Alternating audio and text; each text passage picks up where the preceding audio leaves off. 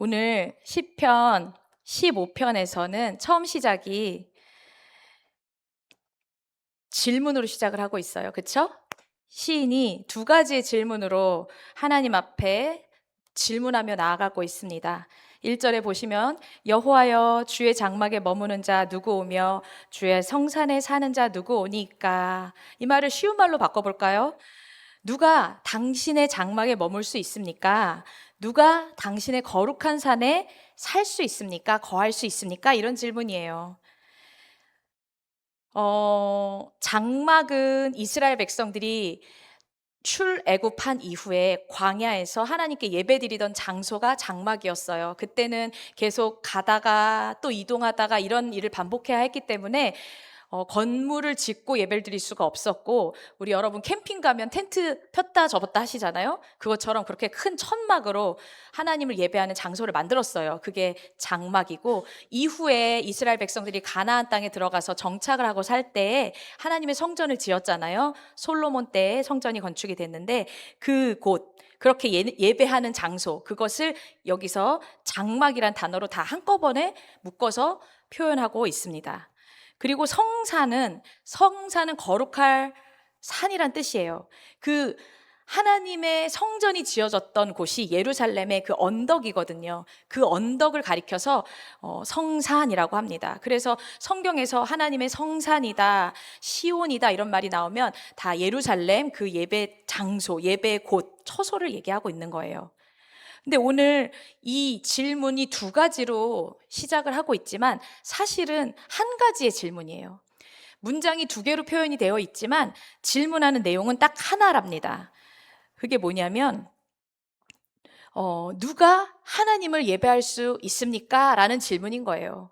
그러니까 예배 장소를 가리키는 장막, 그리고 그 예배 장소가 세워져 있었던 그 성산을 다 가리키면서 누가 거기에 서 있을 수 있습니까? 누가 거기서 살 수 있습니까? 라는 말은 쉽게 바꿔 말하면 누가 하나님을 예배할 수 있는 사람입니까?를 물어보고 있는 거예요. 여러분이 이 질문에서 깨달아 아셨겠지만 결코 이 질문은 장소에 관련된 질문이 아니에요. 어디서 어떻게 예배를 드려야 하는가에 대한 질문이 아닌 거예요. 이거는 어떤 사람이 예배할 수 있습니까를 물어보고 있는 거죠.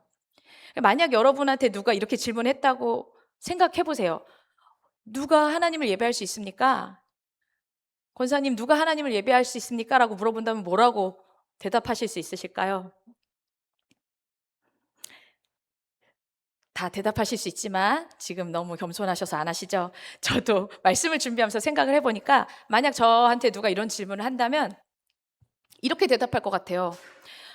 하나님을 예배할 수 있는 사람이라면 하나님을 정말 사랑하는 사람, 하나님 말씀을 너무너무 사랑해서 그 말씀대로 살고 싶은 사람, 그 사람이 예배 드리는 사람일 거예요. 예배 드릴 수 있죠? 라고 대답할 것 같아요. 그쵸? 여러분의 대답도 그렇게 저랑 큰 차이 없으실 것 같아요. 그렇게 누가 예배할 수 있습니까? 라고 질문을 한다면 우리는 하나님은 이런 사람이 예배하는 거예요 라고 하면서 하나님을 향한 어떤 마음, 자세, 그리고 그 하나님을 향한 열정 이런 것에 빗대어 대답을 하게 될 거잖아요. 근데 오늘 아까 15편 말씀을 읽으셔서 알겠지만 2절부터 그 질문에 대한 대답이 쭉 나오는데 보시면 아시겠지만 다 어느 것 하나도 종교적인 기준에서 대답한 대답이 하나도 없습니다. 총 11가지의 조건이 제시가 되어 2절부터 나와 있는데 모두 다 사람들과의 관계 속에서, 이웃들과의 관계 속에서 어떻게 우리가 지키며 살아가야 할 윤리적인, 도덕적인 개념들의 조건들이 하나님을 예배할 자의 자격 조건으로 제시되어 있다는 거예요. 우리 하나하나 간단하게 살펴보며 넘어가 보겠습니다. 2절에 먼저 첫 번째로 나온 거 뭐죠? 정직하게 행하며죠. 그렇죠? 말 그대로 정직하게 행하는 사람을 말하는 거예요. 그런 사람이 하나님을 예배할 수 있다는 건데 이 정직이란 단어를 찾아보니 히브리어 뜻에서는 흠이 없는, 완전한 이런 뜻이 있더라고요. 그리고 행한다라는 것은 실천한다는 뜻이겠지만 그것도 히브리어 단어로 찾아보니 걷다라는 뜻이 있는 단어더라고요. 그러니까 그 히브리어의 원래 뜻을 가지고 다시 말하면 정직하게 행한다라는 것은 흠이 없이 완전하게 걸어간다, 삶을 살아간다, 또 흠이 없이 완전한 마음으로 하나님의 길을 쫓아 걸어가는 사람이다, 길을 걸어 살아가는 사람이다 라는 뜻이에요. 두 번째 조건으로 나온 것은 그 옆에 공의를 행하며이죠. 이것 말 그대로 의롭게 행동하는 걸 말하는 거예요. 그리고 이어서 나오는 게 뭐죠? 그의 마음에 진실을 말하며. 우리가 말은 입으로 하는 거잖아요. 근데 마음으로 말을 한다는 것은 겉으로 드러나는 행동으로 친절을 베풀 수 있고 선하게 행동할 수 있지만 그게 속까지 똑같은 사람을 말하는 거예요. 겉과 속이 똑같은 사람, 겉으로는 웃으면서 안녕하세요 하지만 속으로는 그런 마음이 아닌 거, 이런 거 말하는 게 아니고 보여지는 게 전부인 사람, 보여지는 게 그 마음인 사람, 그런 사람을 그의 마음의 진실을 말하는 사람이다 라고 표현하는 거죠. 네 번째 조건도 볼까요? 3절에 나와요. 뭐죠? 그의 혀로 남을 허물하지 아니하고. 이 말은 말 그대로 이 혀로, 말로 다른 사람을 헐뜯지 않는 사람이라는 거예요. 헐뜯다라는 단어를 찾아보니 히브리어에서는 이 말이 놀랍게도 걸어가다, 길을 걷다라는 뜻을 가진 단어더라고요. 그러니까 방금 전에 제가 아까 왜 걷다라는 단어가 한 번 더 나온 적이 있었죠. 2절에 첫 번째 나왔던 거, 정직을 행하며도 행하다라는 말이 걷다라는 말의 뜻이 있다고 했잖아요. 짐작하셨겠지만 첫 번째 나왔던 조건과 네 번째 지금 나오고 있는 이 조건이 서로 대조적인 단어로 사용되어서 같은 의미를 표현하고 있는 거예요. 그러니까 2절 첫 번째 나왔던 거, 정직을 행하는 사람, 정직을 행하며 라는 말을 곧 이어지는 3절 첫 번째 단어에서 그의 혀로 남을 허물하지 아니하고라는 말로 히브리어로 들으면 그렇게 걷는 사람, 흠이 없이 온전하게 걷는 사람, 이런 사람이라고 한번 말했던 것을 혀로 걸어가는 사람, 말로 걸어가는 사람, 말하면서 다른 사람을 헐뜯으면서 삶을 살아가는 사람이다라고 같이 표현하고 있는 거예요. 그러니까 이 히브리어를 아는 사람들이 들을 때는 훨씬 더 이해가 잘 되겠죠. 그리고 훨씬 더 앞에서 말한 것을 뒤에서 한 번 더 반복하면서 강조하면서 더불어 또 다른 조건을 제시하고 있구나를 알아들으실 수 있잖아요. 또 그 다음에 뭐가 나오죠? 이웃에게 악을 행하지 않는 사람이라고 그 옆에 또 나와요. 근데 이것도 2절에 나왔던 공의를 행하며라는 말과 같이 연결해서 이해하시면 맞아요. 이웃에게 악을 행하지 않는다라는 것은 삶 속에서 의를 행하고 산다는 말이잖아요. 바꿔서 말하면. 그러니까 이 두 가지가 같은 말인 거예요. 같은 말을 대비시켜서 여전히 표현하고 있는 거예요. 그리고 또 그 다음에 나오는 조건이 뭐죠? 그의 이웃을 비방하지 아니하며. 여기서 비방한다는 말은 우리가 쉽게 생각하기에 막 놀린다, 조롱한다 이 정도로 가벼운 뜻이 아니에요. 한 사람을 심각하게 모욕을 주고 치욕을 줘서 함께 살아가는 이 사회 공동체 안에서 부끄러워서 얼굴 들고 살지 못하게 만들어 버리는 것까지를 말하고 있더라고요. 그러니까 되게 심각한 말이에요. 그러니까 이렇게 그 이웃을 비방하지 아니하며 산다는 말은 그 앞절에 또 나왔던 마음의 진실을 말하면과 같이 연결되어져 있는 거죠. 겉으로만 잘하면서 뒤돌아서 그 사람을 비방하면서 그 사람을 사회적으로 매장시켜버리는 사람이 아니라 겉과 속이 같아서 그 사람을 비방하지도 않는 사람, 이런 사람이 예배자로 설 수 있는 사람입니다 라고 얘기를 하고 있는 거예요. 그리고 이어져서 나오는 7번째 조건은 4절 처음에 나오죠. 뭐죠? 그의 눈은 망령된 자를 멸시한다. 망령된 자란 뜻은 악한 자라는 거예요. 악하다는 것은 여러 가지 도덕적인 죄를 저지른 것 이상의 뜻이라고 제가 계속 말씀을 드렸죠. 성경에서 악한 자라는 것은 하나님을 떠나서 내가 주인 되어서 내가 하나님 자리에 앉아서 살아가는 사람을 악한 자라고 말한다고 했어요.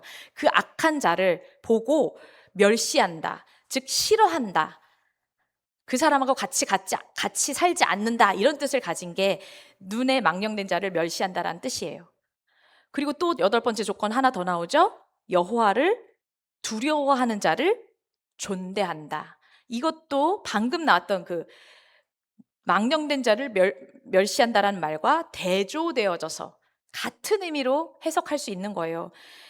방금 전에 하나님 여호와를 두려워하는 자를 존대한다는 말은 그냥 여러분이 생각하시는 그대로 하나님을 두려워하는 자, 경외하는 자를 존중한다, 존귀하게 여긴다란 뜻이에요. 근데 이 7번째와 8번째 이것이 같이 연결되어지면서 혹시 이렇게 오해하시면 안 돼요. 아, 내가 사람을 바라봤을 때 이 사람이 망령된 자인지, 즉 악한 자인지 의로운 자인지를 내가 보고 판단해서 정죄하지 마라, 그러니까 정죄해도 된다라는 말로 이해하시면 안 된다는 거예요. 구별과 차별은 다른 거잖아요. 그렇죠? 그러니까 내가 하나님의 구별된 자녀로서 살아갈 실력을 갖추며 살아가기 위해서는 내가 누구와 함께 있느냐가 되게 중요해요. 내가 늘 건강한 사람으로 서 있을 수는 없잖아요. 우리 건강도, 육신의 건강도 좋았을 때가 있으면 안 좋을 때가 있잖아요. 마찬가지로 영적인 건강도 내가 건강하게 높이 서 있을 때가 있는가 하면 또 어느 날은 내 마음이 낙심돼서 쓰러질 때가 있단 말이에요. 그럴 때 믿음의 공동체 안에 같이 있으면 세 겹줄은 끊어지지 않는다고 말씀하신 것처럼 이 같이 기도해주는 공동체 안에서 서로 또 힘을 내서 세워갈 수 있는 힘을 얻게 되는 거예요. 그러니까 내가 구원받은 자로서 하나님 안에서 건강하게 자라가려면 하나님을 멸시하고 두려워하는 자로부터 나를 구별시켜서 하나님을 경외하고 존중하는 사람들을 존귀하게 여기면서 그 그룹 안에서 살아가야 한다는 거예요. 그러려면 내가 그것을 구별할 수 있는 영적인 눈이 띄어져야만 하겠죠. 그런 의미로 말씀하신 것이지 사람을 보면서 저 사람은 교회를 나오는데도 망령된 자야, 악한 자야, 이렇게 정죄하고 판단하라고 주신 말씀은 아닙니다. 그런 영적인 눈을 가진 사람이 되라는 것이고, 9번째로 제시된 조건은 그 마지막 부분에 그의 마음에 서운한 것은 해로울지라도 변하지 아니하며 라고 말하고 있죠. 서원은 약속이에요. 이미 약속을 했는데 약속할 때는 몰랐는데 지키려고 보니까 그 약속을 지키려니까 나한테 손해가 적지 않아. 그럼 어떻게 하실 거예요, 여러분? 근데 하나님 말씀은 그 손해가 있던지 없던지 처음 약속한 그대로 성실하게 지켜야 된다라고 얘기하시는 거예요. 그게 하나님께도 당연하고 사람들과의 약속에서도 똑같이 행동해야 된다는 거예요. 그게 하나님을 예배할 수 있는 사람의 조건으로 제시되고 있어요. 그리고 이제 5절에는 나머지 2가지가 나오는데 이 나머지 2가지는 다 물질에 관련된 얘기예요. 돈에 대한 얘기라는 거예요. 보세요. 5절 처음에 시작. 이자를 받으려고 돈을 꾸어주지 아니하며. 이거는 누군가에게 내가 돈을 빌려줬을 때 돈을 빌려줬더라도 이자를 받지 말라고 얘기하시는 거예요. 여러분 동의가 되세요? 돈을 빌려주면 이자를 받아야 되는 거 아닌가? 이렇게 생각이 되시겠죠. 근데 하나님은 그렇게 말씀하지 않고 계세요. 성경은 우리한테 그렇게 살지 말래요. 다 모든 세상 사람들이 다 그렇게 그게 맞다라고 살아도, 혹은 세상 사람들이 볼 때 왜 그렇게 해요? 라고 말을 해도 하나님의 말씀이 기준된 사람이라면 말씀대로 살아야 되잖아요. 이 부분의 말씀을 우리 레위기의 말씀을 찾아가서 한번 더 보시면 좋을 것 같아서요. 레위기 25장 35절에서 38절에 더 자세하게 기록이 돼 있어요. 레위기 25장 35장 35절에서 38절. 레위기 25장 35절 38절 같이 읽어보겠습니다. 시작. 내 형제가 가난하게 되어 빈손으로 내 곁에 있거든 너는 그를 도와 거류민이나 동거인처럼 너와 함께 생활하게 하라. 너는 그에게 이자를 받지 말고 내 하나님을 경외하여 내 형제로 너와 함께 생활하게 할 것인즉 너는 그에게 이자를 위하여 돈을 꾸어주지 말고 이익을 위하여 내 양식을 꾸어주지 말라. 나는 너희의 하나님이며 되며 또 가나안 땅을 너희에게 주려고 애굽 땅에서 너희를 인도하여 낸 너희의 하나님 여호와니라. 아멘. 하나님 분명히 말씀하시죠. 돈을 빌려주는 목적은 개인의 어떠한 경제적인 이익을 얻기 위함이 아니라 가난한 자, 궁핍한 자, 내 옆에 있는 사람들을 얻기 위함이다라고 분명히 말씀하셨어요. 왜냐하면 우리가 은혜를 받은 자이기 때문이라는 거죠. 당시 시대로 접목시켜서 말씀드리면 이스라엘 백성들이 400년 이상, 430년 동안 애굽에 종살이를 살다가 정말 말도 안 되게 기적적으로 하나님의 은혜로 그 땅을 탈출해서 하나님이 약속하신 땅으로 걸어가며 그곳에서 살게 되는데, 그 은혜가 은혜인 줄 아는 사람이 어떻게 내게 주신 사람들에게 내 경제적인 이익을 얻기 위해서 그 사람은 죽든지 살든지 상관없이 이자를 꼬박꼬박 받아서 내 경제적 이익을 취하며 살아야 하겠어요? 그러지 말라는 거예요. 내가 이 말을 하고 있는 나는 너희를 그 가나안 땅에서 애굽 땅으로 인도하여 낸 너희의 하나님 여호와다. 너희도 그 은혜를 받았으면 그 은혜를 받은 자답게 베풀어야 한다. 얘기를 하고 계시는 거예요. 하나 더 볼까요? 물질에 대한 조건, 우리 다시 시편으로 오셔서 마지막 조건은 뇌물을 받고 무죄한 자를 해하지 아니하는 자라고 말하고 있어요. 좀 더 쉽게 말하면 아무런 죄가 없는 사람을 해치기 위해서 뇌물을 받아선 안 된다는 얘기예요.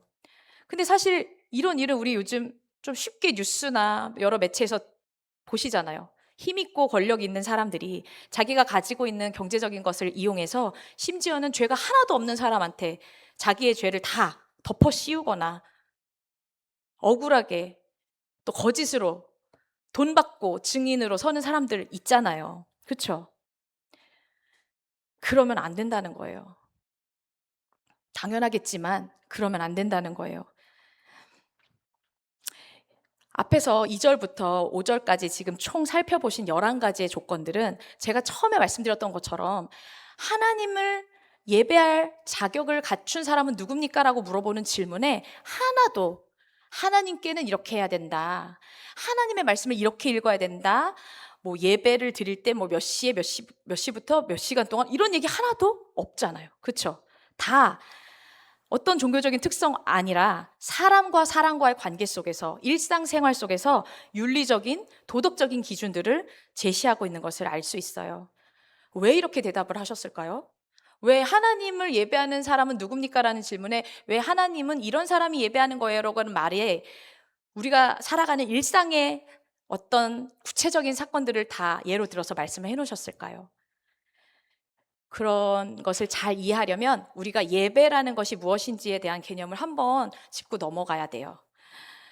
예배는 뭐 다 아시겠지만 주일날, 지금 우리는 10시 50분부터 예배를 드리잖아요. 주일날 일주일에 한 번 10시 50분부터 드리는 이곳, 이 장소에서 드리는 것만, 이 건물 안에서 드리는 것만 예배가 아니에요. 주의 장막에 머물러 살고 주의 성산에 산다는 것은 어떤 일시적이나 어떤 형식적인 종교적인 행사만을 말하는 것 이상의 개념을 가지고 있는 거예요. 하나님과 함께 하는 것, 하나님이 계신 그곳에 내가 함께 거하며 사는 것, 조금 어려운 말로 하면 하나님의 임재 속 안에 들어가서 내가 함께 있는 것, 그래서 그분과 함께 즐거워하고 그분의 말씀에 내 마음을 묶어서 살아가는 것, 이거 전체가 다 예배라는 거예요. 그러면 진짜 예배의 완성은 언제 이루어지는 거라는 거예요? 이곳에서 드리는 예배도 예배가 맞고요. 이곳을 나가시면서, 문 밖에 나가시면서 여러분이 살게 되실 삶의 모든 아주 실제적인 삶 속에서 전부가 다 예배로 이어져야 한다는 말씀인 겁니다. 그러니까 하나님은 우리 모두에게 바라시는 것이 이거예요. 삶으로 이어지는 연속성, 그리고 그 자리마다에서도 여전히 지금 여러분 계신 것처럼 예배자의 마음으로, 예배자의 지금 이 모습 그대로 일관되게 살아가는 일관성을 하나님 우리의 삶에서도 바라고 기다리고 기대하고 계시다는 겁니다. 우리 삶에서 우리가 어떻게 돈을 버는지, 뭐 어떻게 그 돈을 쓰는지, 그리고 어떻게 사람들과의 관계를 맺고 살아가는지, 이게 전부가 다 예배의 내용이 된다는 거예요. 그러니까 매일 만나는 사람들과의 관계 속에서 우리가 매일 쓰고 벌고 하는 그 돈을 사용하는 것 앞에서 우리가 하나님의 말씀이 기준되어져서 실제적으로 살아갈 때, 그걸 적용해서 살아갈 때라야만 진짜 하나님이 받으실 만한 온전한 예배가 완성되어진다는 겁니다. 우리 요즘 이제 매일 성경 말씀이 시편은 끝났고 이사야서 말씀을 묵상하고 있잖아요. 이사야서 1장 말씀을 보니 사실 1장은 전체 이사야 전체의 내용을 함축적으로 요약해 놓은 것이라고 보셔도 되거든요. 근데 그 1장에 보면 하나님이 범죄한 이스라엘 백성들을 향해서 내가 너희들에게 심판을 내리겠다라는 메시지를 선지자 이사야를 통해서 하시는데, 그때 선지자를 통해서 하신 말씀 중에 이 이스라엘 백성들이 왜 범죄했는지, 범죄하면서 살아가는 모습이 어떠한지를 나열하셨을 때 그 열거하신 내용들이 뭐냐면요, 1장에 나와요. 도둑과 짝하며 뇌물을 사랑하며 고아와 과부를 돌보지 않았다, 이렇게 말씀하세요. 물론 이 이스라엘 백성들이 하나님을 섬기면서 다른 신도 여전히 섬기고, 그러니까 음란하게 하나님을 섬기고 있던 그 음란함에 대해서도 말씀을 분명히 하셨지만 그것만 말씀하신 게 아니에요. 너희들이 죄악됐다라는 말이 더 나아가서 도둑과 짝을 지어서 살았고 뇌물을 사랑했고 고아와 과부같이 가난한 자들을 돌보지 않았다, 그것도 너희들이 지었던 죄다라고 말씀하시면서 하는 말씀이, 그럼에도 불구하고 여전히 하나님 앞에 나와서 예배를 드리고 있던 그 이스라엘 백성들을 향해서 하나님이 너희들이 가져오는 수많은 살찐 재물, 번제 다 헛된 재물이다 라고 분명하게 기록을 해놓으셨어요. 그러면서 다시 가져오지 말아라, 아주 내가 가증히 여긴다라고 기록을 하고 있어요. 이사야서 1장 말씀에. 가증히 여긴다는 말, 역겹다, 토 나온다, 이 말이에요. 그러니까 하나님은 삶으로 이어지는 예배가 반드시 연속적으로 이어져서 살아내는 하나님의 백성의 모습을 정말 보고 싶으셨던 거예요. 이 얘기는 뭐 단지 오늘 시편 15편에만 나오는 거 아니고 이사야서에만 기록된 거 아니고요. 신약에서도 예수님 계속적으로 말씀하시잖아요. 그렇죠? 하나님의 뜻은 하나예요. 정말 예배자로 우리가 바로 서기를 원하시고 그 예배자가 돼서 시편 1편에 나온 것처럼 시냇가에 심겨진 나무가 돼서 하나님의 말씀 안에서 쉼없이 푸르름을 가지고 열매를 맺으며 살기를 원하시는 게, 그게 하나님이 우리를 향하신 뜻인데, 그러려면 여기서 드리는 예배 이 모습처럼 여러분이 살아가시는 그 삶의 현장에서도 똑같이 그 마음 그대로, 이 자세 그대로, 이 얼굴 표정 그대로 하나님께 온전한 예배를 드리셔야 맞다라는 거예요. 왜냐하면 하나님은 그 마음의 중심을 보시는 분이시기 때문입니다. 그 마음을 가장 중요한 예배자의 조건으로 보시는 분이시기 때문이에요. 그러니까 우리 2절부터 5절까지 나왔던 말씀을 요약해보면 그 마음이 하나님으로 향해서 거짓이 없고 한결같은 사람, 그래서 여기서나 돌아가셔서 살림을 하게 되는 가정에서나 일터에서나 아니면 돈을 써야 되는 자리에서나 혹은 돈의 유혹 앞에 내가 서서 이 돈을 받으면, 내가 그래서 이 돈을 받아서 조금만 무언가 살짝만 내가 입을 다물어주면 이 돈보다 훨씬 더 많은 이익을 내가 가질 수 있다는 게 명확해 보여도 그런 자리마다에서도 동일하게 예배자라는 사실을 기억하시면서 하나님의 사람으로서 선택을 하시고 하나님의 마음으로서 내게 주신 사람들을 돌아보며 사랑하며 살아가는 사람이 진짜 예배를 드릴 수 있는 사람이고 진짜 예배자다라는 얘기를 하고 계시는 겁니다. 이렇게 내 삶의 모든 시간을 하나님은 다 예배로 받으시기를 원하신다는 거예요. 그럼 그렇게 살아가는 사람을 5절 맨 마지막 부분에 하나님이 뭐라고 말씀을 마무리하시냐면, 뭐라고 돼 있죠? 영원히 흔들리지 아니하리라 하고 약속해 주고 계시는 거예요. 이건 하나님이 주시는 약속이에요.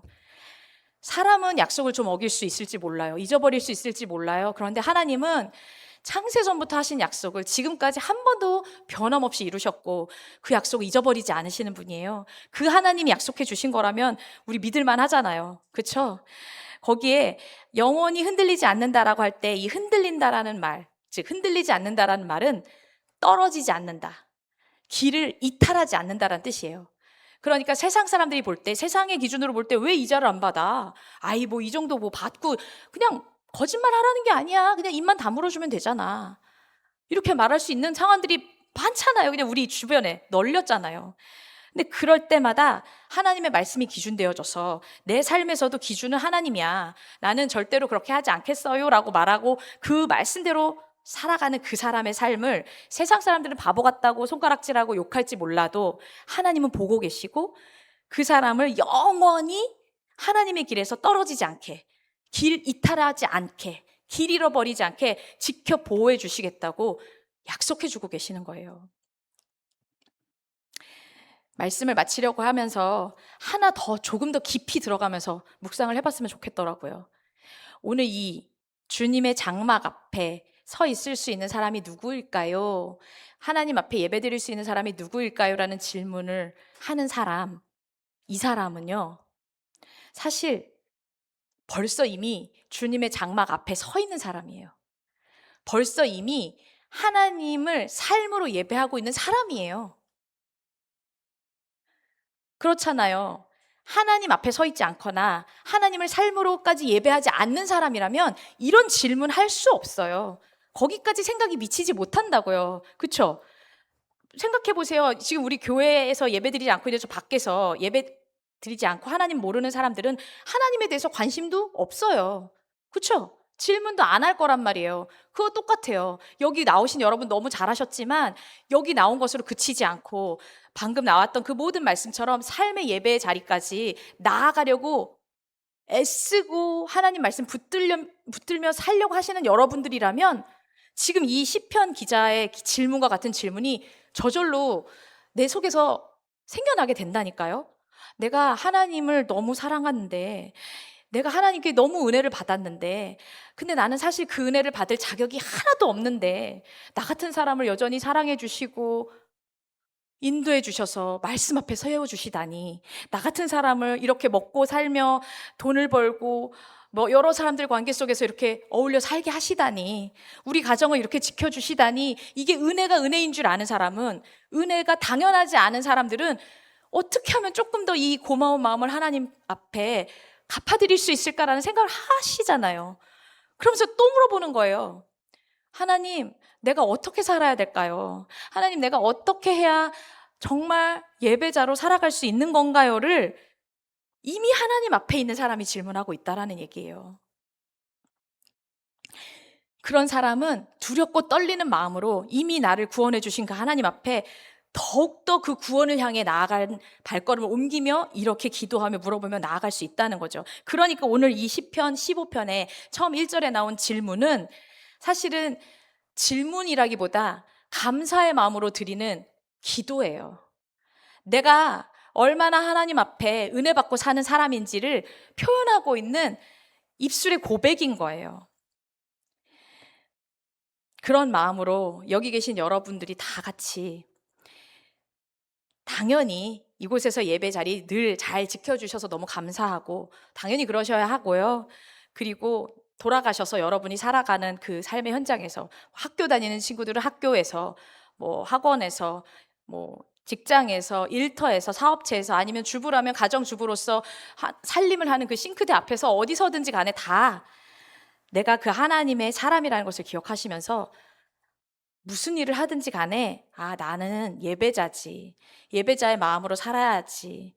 그러면 내가 무엇 하나를 사고 혹은 그것을 어떤 일을 해서 돈을 벌게 되는 그 모든 일련의 과정 속에서도, 또 사람들과의 맺혀지는 모든 관계 속에서도, 아, 나 하나님의 사람이지, 나 하나님 앞에 서 있는 사람이지, 말씀대로 살아야겠구나, 여기서도 동일하게 우리 하나님 닮아서 신실한 예배 삶을 살아내야겠구나, 그 은혜를 누리시면서 그 은혜에 합당한 삶을 살아가심으로 다 하나님의 사람으로서 영원히 흔들리지 않게 해주시겠다는 하나님의 약속을 다 누리시는 저와 여러분이 다 되셨으면 좋겠습니다. 그래서 그렇게 늘 어디서나 하나님의 장막 안에서, 하나님의 성산에서 하나님의 그 은혜를 마음껏 누리시면서 살아가시기를 축복합니다. 네, 우리 기도할까요?